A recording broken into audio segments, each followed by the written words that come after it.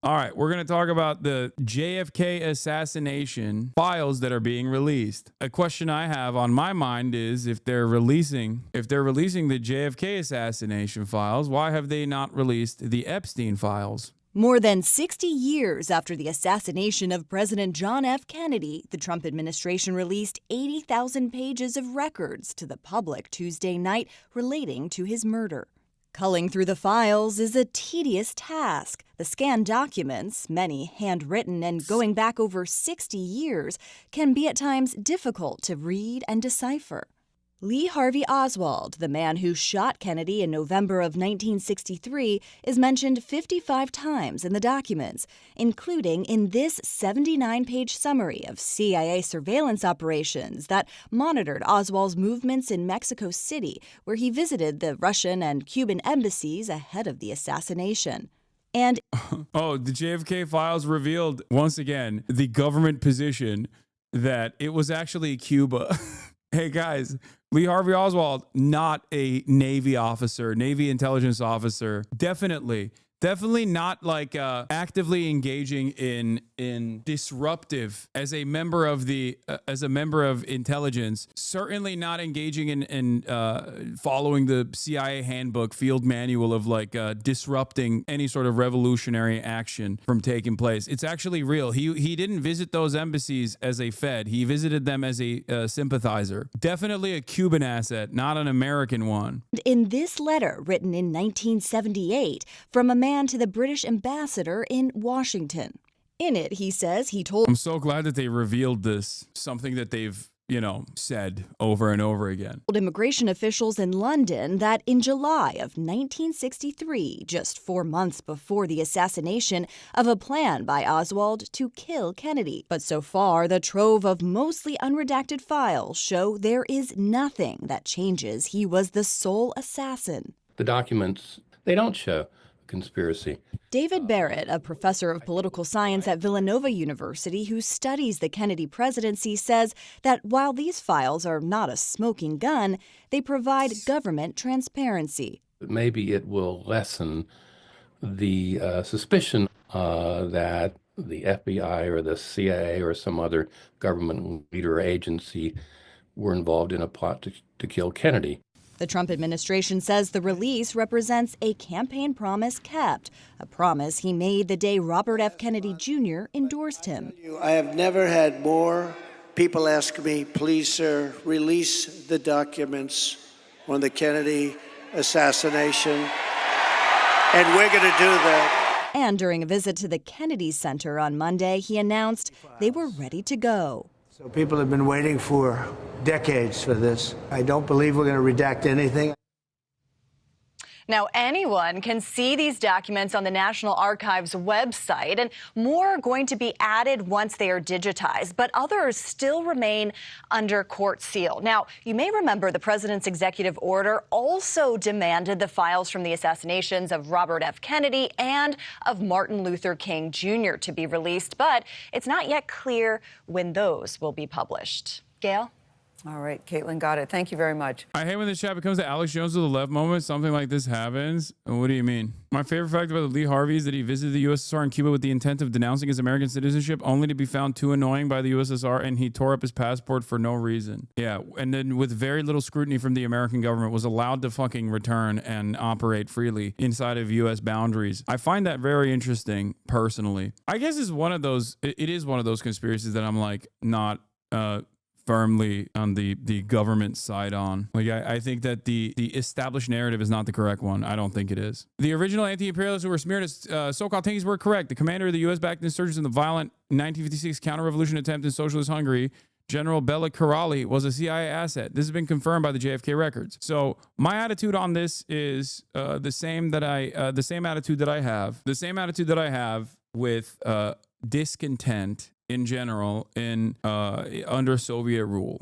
Okay, I don't think that the actions of the USSR were appropriate, regardless of the fact that the CIA certainly played a role in this. Now, the CIA playing a role in this doesn't also change the dynamic that there was also real discontent. No country is powerful enough to whip enough votes or to create this level of backlash. They can only exacerbate existing tensions. As far as the discontent goes, like, of course the CIA was helping the Hungarian counter-revolution. Like, it's just not, this is basic CIA shit. That's not surprising to me at all. What's more interesting for me is what the USSR's attempt in squashing this protest looked like and why they were a failure in general. A copy of letter of the subject's file dated 22nd of November 1963, signed by the subject Secretary for Military Affairs, Executive Committee, Movimiento Democrata Cristiano, is addressed to Major General Bela K. Kirali, President, Hungarian Freedom Fighters Federation, Inc., offered the services of the MDC in arranging meetings and discussions with other anti-Castro organizations and the Hungarian Freedom Fighters. The Hungarian Freedom Fighters was interested in information on the MDC before granting approval or contact between two organizations. Subject, a 32-year-old Cuban exile, was from a wealthy Cuban family, and in Cuba, he was a banker. He was granted a POA in December 1959 and an NOA in February 1960 for the use of FP agent in Havana, Cuba. A copy letter in subject's file dated 22nd of November 1963, signed by subject as Secretary of Military Affairs, is addressed to Major General Bela Kirali, President, Hungarian Freedom Fighters Federation, with other anti-Castro organizations. Bela Kirali dies at 97, led revolt in Hungary. JFK release appears to have genuinely unredacted material in it. Is a gigantic non-word searchable dump of PDFs, so it's slow going, but here's one example of previously released redacted document that I located and a new unredacted document. Oh yeah, the Hungarian Freedom Fighters were agency sponsored is the part that was unredacted. I don't think they would have inserted false material or whatever, but it remains to be seen if they have released / will release the really important stuff, e.g. the Angleton docs that Jefferson Morley has emphasized in his reporting. Holy cow, this guy found a sick one. James Angleton, Central Intelligence Agency official, is in charge of the Special Projects Unit located in the Foreign Intelligence Division of the CIA. During the past year, he has been very cooperative and has volunteered voluminous information of interest to the Bureau. At the present time, he more or less falls in the category of confidential informant. In order to handle his material in a more efficient and secure manner, it is being recommended that a control file be created. Section chiefs are also being alerted regarding the handling of information received from Angleton. In the previous ones, where is the redacted version, released June 2023, covers up Jay Lovestone bit, which is funnier because it's been known for like decades that Angleton was Jay Lovestone's handler. So Noah is like pouring through the data and looking at what was previously redacted and is now unredacted in this data dump. I know like this shit is bad, but I still read it and find it exciting. No, I don't think this is bad. I think it's not bad to understand how the American government operates, especially the CIA. I think the more informative stuff here is not to like arrive at a truth about who actually killed JFK. It's more so to get unrestricted, unfiltered access into how the CIA operated at the time and what they did. This is proof of a lot of the things that leftist tankies, whatever you want to fucking call it, will openly talk about in terms of like what the clandestine operations of the American State Department, the statecraft, looks like. This basically is just like proof of a lot of the things that they talk about, and they are the ones who oftentimes put the unredacted pieces of information together. Here's Jefferson Morley. He's formerly of the Washington Post, author of The Ghost, The Secret Life of CIA Spy Master James Jesus Angleton. Jefferson Morley is at least according to Noah, a trusted resource on JFK related information. So I trust him as well. He says, while we continue to look through the new JFK documents, a couple of observations. First, this is a breakthrough. The absurd and suspicious redaction that have denied us the full story are, for the most part, removed. We know why JFK wanted to splinter the CIA into 1,000 pieces and scatter it into the winds. Because as Arthur Schlesinger told him, the CIA was effectively usurping presidential authority. The agency censored Schlesinger's case for 6 decades to obfuscate the reality of CIA power. Schlesinger warned JFK that CIA encroachment on the traditional functions of the state undermined his ability to conduct his own foreign policy independent of CIA. No, this isn't a smoking gun, but that doesn't mean it's historically irrelevant. Far from it. Schlesinger's memo lays bare the origins of JFK's mistrust of the CIA, which continued for the rest of his presidency. Kennedy's suspicions were matched by CIA alienation from JFK's liberal policies. This was one cause of the assassination. So the way I explain it is like everyone basically knew that this was the case, but this offers like direct proof, if that makes sense. A ton of Israel / Mossad mentions in the JFK files about Angleton Yeah, of course. JFK Files reveal CIA Israeli intel pipeline. But once again, a thing that we know, right? A thing that we know that is well established, that everybody fucking talks about, but now there's more proof for it. This is not shocking or surprising. This is more so just additional proof for a thing that everybody understood was the reality. Yeah, the only continued redaction from the JFK documents has been yeah, see, look. James Angleton's CIA underpart emanated from a liaison agreement which CIA maintained with the Israeli intelligence service and from other sources under the control of Angleton. Much of the information developed by Angleton was not disseminated within the CIA, but he felt that the data should be passed on to the Bureau. Alan Dulles gave him authorization to handle dissemination in this matter.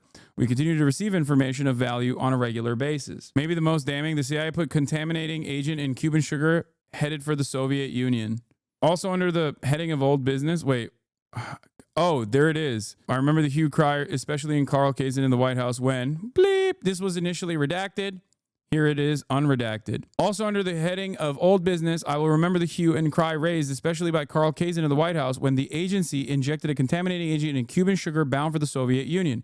Shortly after the Cuban Missile Crisis, there was a disposition in Washington to re-examine the Bay of Pigs, and the fact that several Alabama National Air Guard officers lost their lives in the Bay of Pigs was surfaced with surprisingly little excitement at the times. Can you explain why the CIA isn't what it used to be? Capitalism and shitification. It impacts all orifices and the organs of the state, as well as every other aspect of our lives. I genuinely think that. I think like the private-public partnership and the funding being limited, I guess, even though they have expansive budgets, has definitely changed. Like they won. You know what I mean? They won. They won the Cold War. Capitalism won, socialism lost. And in the process, I think year over year, the regulation, the deregulatory aspects, and the lack of interest in the lack of appropriate avenues and targets for the CIA made it so that it was no longer as necessary, as needed in the minds of those who control at least the funding structure. It's not because everyone is more aware and connected in the present day. I don't think so. I mean, look at fucking Israel, dude. Everyone is incredibly connected to the crimes of Israel, many crimes of Israel. And yet people seemingly turn the other cheek and look the other way and still fucking call me a terrorist, for example, for accurately explaining what Israel is doing. In some ways, people were more informed in the 50s and 80s because journalism existed in a meaningful way. Maybe. Unsurprisingly, this entire page was previously redacted. Turns out the FBI and CIA jointly bugged a fucking ambassador's office, and CIA panicked and shut it down when Hoover planned to tell the Senate that it was a CIA operation before asking to start it up again later. More CIA domestic contact service activity. 1800 is quite a lot of businesses participating in the commercial cover program to backstop aliases from U.S. military and intelligence personnel. The U.S. didn't want to admit that it collected against friendly foreign countries and also concealed the existence of a program describing technical penetration of foreign diplomatic establishments, all the modern versions of which I'm assuming were blown by Snowden anyways. Intelligence coverage of friendly foreign countries, developing positive intelligence information regarding personnel. Anagram, penetration of foreign diplomatic establishments in the United States for procurement of cryptographic materials. So yeah, this is literally Edward Snowden shit. Remember when Edward Snowden blew the whistle on how much espionage the American intelligence agencies were engaging in for with our against our foreign allies? This is they've been doing this, and we now know about it not because of the revelations in the document in the JFK documents, but we know about it because Edward Snowden blew the whistle on it. Continue from the previous memo. This doc was initially notable for confirming the existence of ProHo, but in 2023 they still wanted to postpone releasing all the info about all technical collection programs against Soviets under a catch-all clause to protect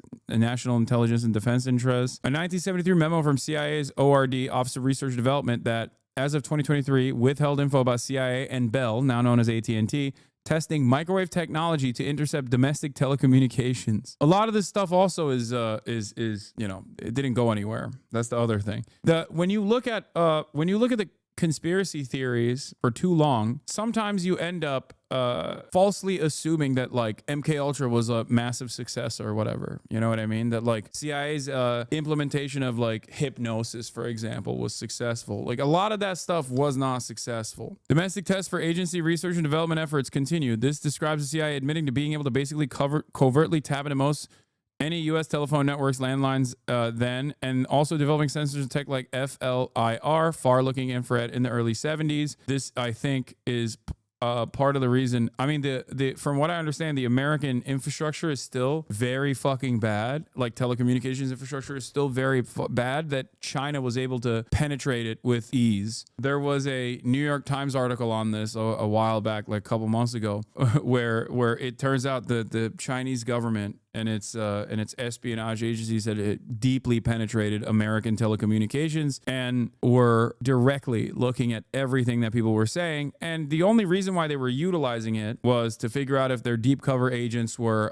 under threat or not, so they can pull them out. Birds are real and they work for the government. Oh my God, someone show this to fucking, oh my God. Oh my God, hold on. Ain't nobody show this to Adapt. He's gonna lose his mind. Oh my God. Adapt was right. This was a previously redacted piece of information. Let's take a look. G. Trained birds. Birds have been trained and tested in the United States to carry small intelligence collecting packages such as audio surveillance devices, small cameras, and current measuring devices. Any data collected from unwitting domestic sources would have been used only for engineering purposes and then destroyed. Adapt! It's real! They have to redact this again. Yo, my apologies to Phase Adapt, Phase Up. He's been on this for a long time, dude. He's been talking about how birds have been used by birds have been used for espionage for quite a while now. And it turns out he was right. NSA participated and controlled most elements of the U.S. material. Oh, shocking. Redacted memo about intelligence coverage of diplomatic representatives of friendly foreign nations with a particular warning the U.S. officials working closely with French, British, Israeli, and German intelligence officers. So this entire memo was redacted. Let's take a look. Intelligence coverage of diplomatic representatives of friendly foreign nations. As you are aware, at the present time, our coverage on the intelligence efforts of foreign countries here in the United States is primarily aimed at the activities of Soviet and communist bloc countries. This has been brought about by the fact that those countries represent the greatest threat to the security of our nation, both in the international and domestic fields. Notwithstanding the foregoing, a number of instances have been brought to our attention reflecting so-called friendly nations are engaging in direct intelligence activities against the United States. The case involving Joseph Sidney Peterson Jr., who was engaged in furnishing top-secret information from the National Security Agency to representatives of the Netherlands government, fully portrays the inherent danger in such intelligence activities. They were doing to us what only we get to do to them. See, now, this only goes in one direction. Only we get to spy on our foreign allies, our friendly foreign nations. Our friendly foreign nations don't get to spy on us unless you're Israel, in which case you get to do whatever the fuck you want, okay? Which is part of the reason why I always say, like, half the CIA loves Israel and actively collaborates with Israel. The other half of the CIA fucking despises Israel and wants to stop the cross-pollination. I think we all know which side won for quite a while now, actually. All right, it reaches another nation. Our security with respect to such information is only as good as the security of the foreign government. The purpose of this memorandum, therefore, is to alert you to the necessity of promptly bringing the Bureau's attention any information developed indicating representatives of foreign countries are engaged in intelligence activities here. Our basic policy is to conduct investigations only in instances where we receive allegations indicating an individual representing a foreign nation is engaging in activities in violation of our laws or otherwise constitutes a security menace. The Bureau is aware that the French, the British, the Israelis, the Germans, and a number of other nations either have regularly assigned intelligence representatives in the United States or, from time to time, send such representatives to the United States.